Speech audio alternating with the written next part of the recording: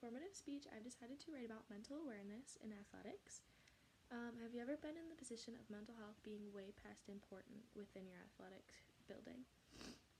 Imagine being in the sport you love every day and having to go home and deal with so much anxiety, or just the feeling of being drained because of how much you have to do and how much you have to push yourself when you physically and mentally, emotionally can't do it anymore.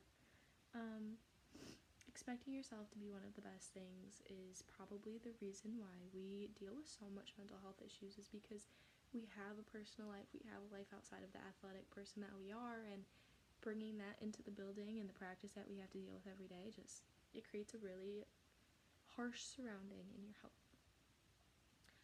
Throughout this speech, I'll provide you with many examples of newfound worth within mental health through all varieties of sports.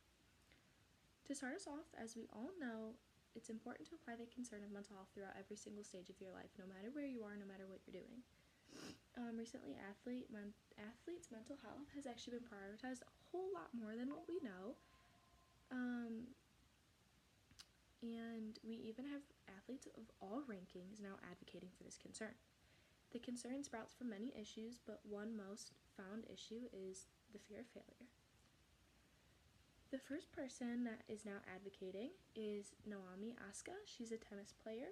She started an advocacy society during May because she was dealing with a lot of anxiety and depression, and she found that it enabled her to be able to work in her workspace, such as the court or the gym, even at home. But she now spreads as much positivity and comfortability as she possibly can to anyone else dealing with this, especially athletes like herself.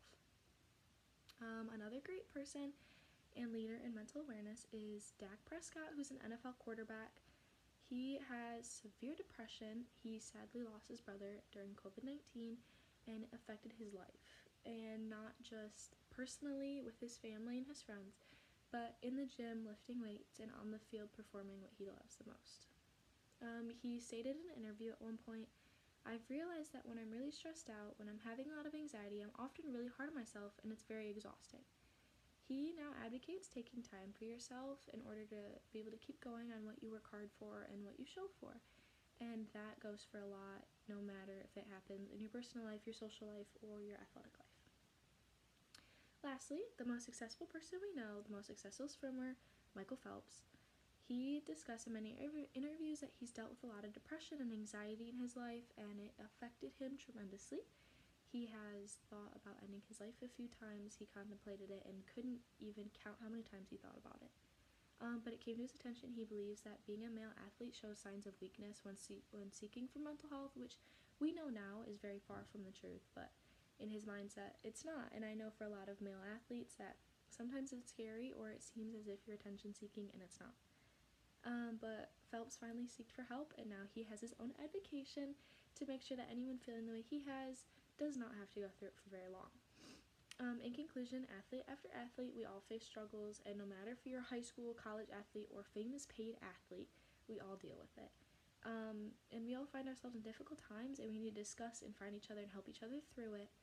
We need to reach out to coaches or safe places, because mental health reaches anyone and everyone.